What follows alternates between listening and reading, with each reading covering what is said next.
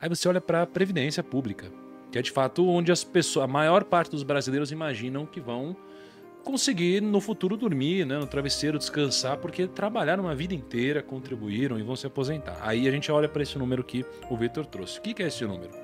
Esse número é o seguinte: a gente que está trabalhando hoje, né, a gente que é registrado, etc., a gente pega uma parte do nosso salário e a gente vai abrindo mão disso, né, para que no futuro a gente receba uma aposentadoria lá do governo.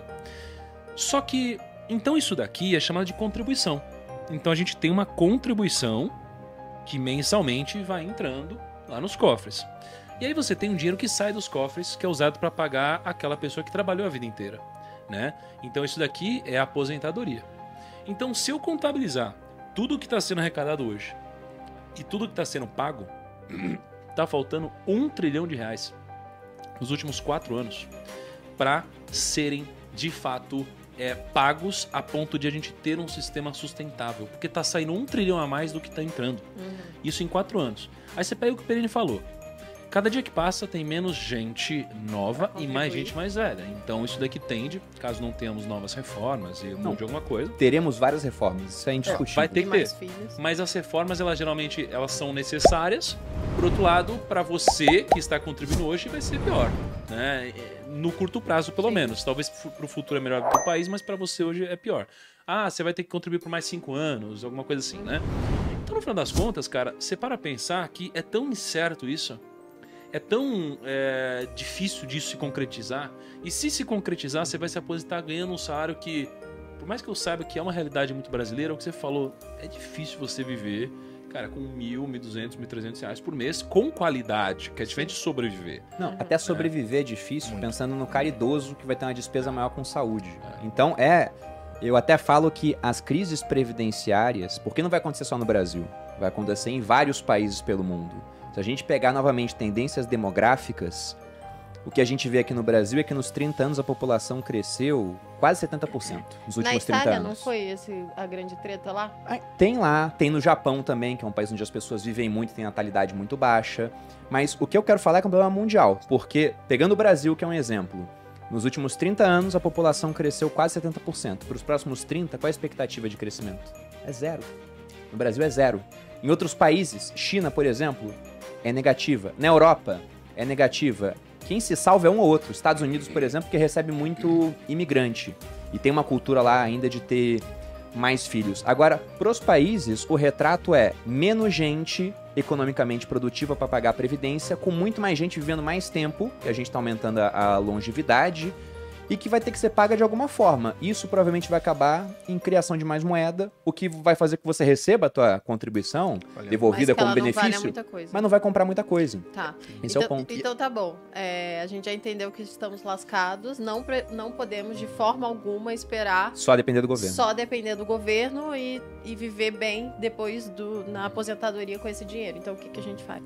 Tem que investir. E aí o ponto que ocorre, né? Você pode fazer isso de várias maneiras. Você pode montar a tua carteira diversificada, por exemplo, que é o que a gente fez, o Thiago de maneira pública no canal dele ao longo dos 5 anos, eu ensinando para as pessoas também no Viver de Renda, ele no 1.000 a 1.000.000.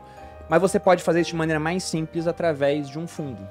E lógico que você tem um custo para isso, mas não tem problema ter um custo se o cara vai te gerar mais valor. E aí, nesse ponto, eu vou perguntar pro Vitor, que trabalha com essa indústria há 10 anos. O Thiago deu o exemplo da Guepardo. Tem uma rentabilidade de quanto? 20? Puta, uns 23%, 24% ao ano, desde 2001. Assim. Vamos jogar para baixo, então. 21%. 21%? 21% desde 2001. A gente conversou há pouco tempo com o Werner, da Trígono, né? E ele tem um tempo de fundo menor, mas a rentabilidade anualizada dele, pegando desde 2018, é de 35%. Ele investe em small caps. E o que é mais bizarro, né? Se você pega o desempenho das small caps, nesse mesmo período, desde 2018, foi de 30%. O Ibovespa ganhou das small caps, foi 31,8%. Porque pegou esse ano que elas caíram mais do que o Ibovespa. O desempenho do fundo dele foi de 235,8%.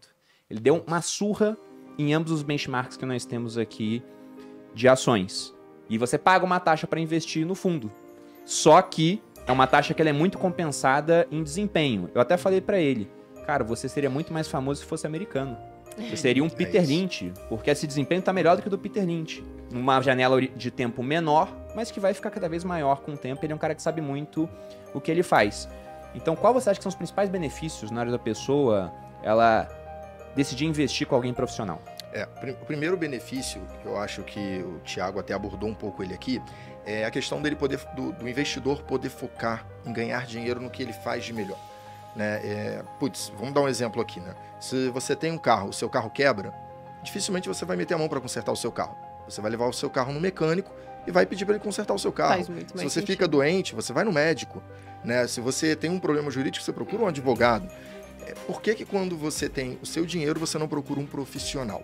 Então, eu entendo que você pode investir por conta própria sim, deve, para conhecer, para aprender. Conhecimento nunca é demais, eu sou um cara fanático por conhecimento, por educação, mas quando você pensa na sua eficiência, imagina um médico, como eu disse aqui, você vai lá no médico quando você está doente. Por que o médico não pode procurar um gestor especializado, um fundo de investimento especializado no momento que ele precisa gerir os seus recursos? E então, assim, ele vai ganhar muito mais dinheiro, ele consegue ter um alfa na grana dele, no salário dele, muito maior, aprendendo uma nova especialização, né? Putz, hoje ele é um clínico geral, ele vira um neurocirurgião. Eu tenho certeza que ele vai ganhar muito mais dinheiro deixar de ser um clínico para virar um neurocirurgião, do que ele vai conseguir ganhar investindo por conta própria no mercado acionário ou no mercado de renda.